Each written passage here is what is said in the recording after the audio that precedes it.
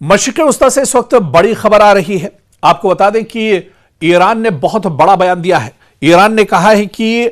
Zero अगर उसकी जो एनर्जी के प्लांट्स हैं, ऑयल एंड गैस के जो उसके प्लांट हैं, अगर उस पर दोबारा से हमला किया गया तो फिर वो इसका सख्त जवाब एक तरह से देगा। आपको याद होगा कि ईरान के अंदर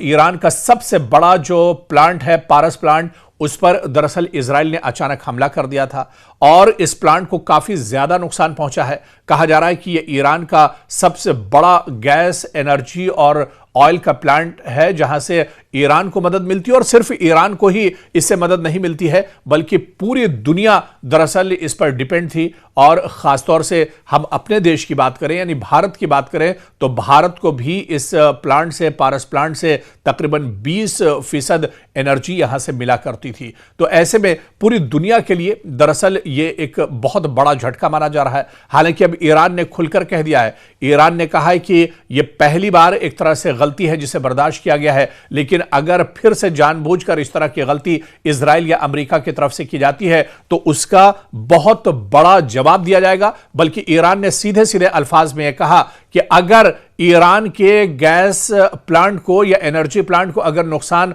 पहुंचाया जाता है, उसे हमला किया जाता है, उसे निशाना बनाया जाता है, तो फिर मशरिक़ वस्ता में यानी पूरे मिडिल ईस्ट में या फिर इजराइल के अंदर जहां जहां गैस, ऑयल और एनर्जी के प्लांट्स हैं, उन्हें बख्शा नहीं जाएगा। उन्हें भी दरअसल तबाही झेलनी पड़ेगी, उन्हें भी दरअसल नेस्तो नाबूद कर दिया जाएगा, उन्हें भी खत्म कर दिया जाएगा और उन पर एक तरह से निशाना साधा जाएगा। और आप देखिए कि जिस तरह से पारस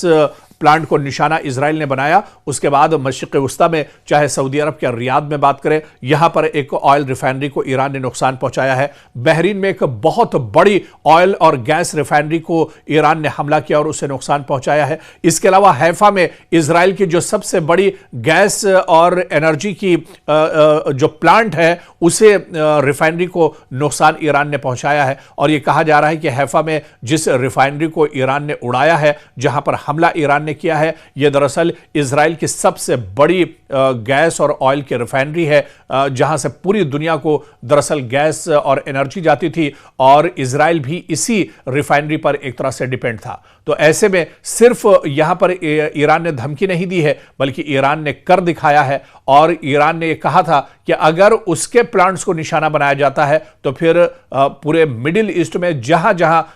गैस, ऑयल और एनर्जी के प्लांट्स हैं, वो भी एक तरह से नेस्तो नाबूद कर दिए जाएंगे और उन्हें भी मिटा दिया जाएगा। ऐसे में ईरान ने एक बहुत छोटी सी बानगी दिखाई है और ईरान ने कर दिखाया है कि अगर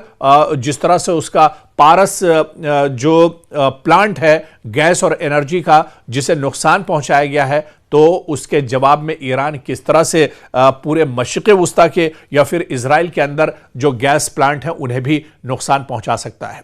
दरअसल अब जो जंग का दायरा बढ़ रहा है, यह जंग की सूरत हाल अब जो बनती जा रही है, यह पूरी दुनिया के लिए बहुत तशवीश की बात है। पूरी दुनिया दरअसल गैस, ऑयल और एनर्जी जो हासिल करती है, अलग अलग मुल्क जो अपने यहां प्लांट दरअसल बनाए हुए हैं, अब ये एक दूसरे पर निशाना साध रहे हैं। कभी ईरान के अंदर गैस प्लांट पर हमला होता है, कभी इजराइल के अंदर होता है, कभी मिडिल ईस्ट के अंदर अलग अलग जगहों पर, सऊदी अरब, बहरीन, कतर, यहां पर जो बहुत बड़े भंडार एक तरह से गैस और ऑयल के हैं, इन्हें निशाना बनाया जा रहा है। यानी पूरी दुनिया पर अब एक बहुत बड़ी आफत एक तरह से आने वाली है और यही वजह है कि अब पूरी दुनिया से इसके खिलाफ एक तरह से आवाज भी उठने लगी है कि जंग अपनी जगह है, लेकिन इस तरह से गैस और ऑयल के जो भंडार हैं, अगर उन्हें निशाना बनाया जाएगा, उन्हें अगर तबाह किया जाएगा, तो फिर आने वाले दिनों में दुनिया पर इसका बहुत बुरा असर पड़ने वाला है। दुनिया एक तरह से अंधेरे में गुप्त हो जाएगी, पूरी दुनिया में एक तरह से बिजली का क्राइसिस हो जाएगा, पूरी दुनिया में गैस का क्राइसिस हो जाएगा, ट्रांसपोर्टेशन को बहुत बड़ा नुकसान पहुंचने वाला है। इसके अलावा घर के रसोई और किचन तक इसका असर एक तरह से साफ देखने को मिल रहा है। लेकिन अगर फिर से जानबूझकर इस तरह की गलती इजराइल या अमेरिका की तरफ से की जाती है तो उसका बहुत बड़ा जवाब दिया जाएगा। बल्कि ईरान ने सीधे सीधे अल्फाज में यह कहा कि अगर ईरान के गैस प्लांट को या एनर्जी प्लांट को अगर नुकसान पहुंचाया जाता है, उसे हमला किया जाता है, उसे निशाना बनाया जाता है, तो फिर मशरिक़ वुस्ता में यानी पूरे मिडिल ईस्ट में या फिर इजराइल के अंदर जहां जहां गैस, ऑयल और एनर्जी के प्लांट्स हैं, उन्हें बख्शा नहीं जाएगा। तो जंग का दायरा तो बढ़ ही रहा है, लेकिन जंग की नौयत भी अब बहुत तेजी से बदल रही है और आने वाले दिनों में इस पर दुनिया किस तरह से गौर करती है या अपने आप को जो सुपर पावर मुल्क कहते हैं वो इस तरह के हमलों पर किस तरह से इन्हें रोक पाते हैं, किस तरह से जंग थमती है, यह आने वाले दिनों में देखना बहुत अहम होगा।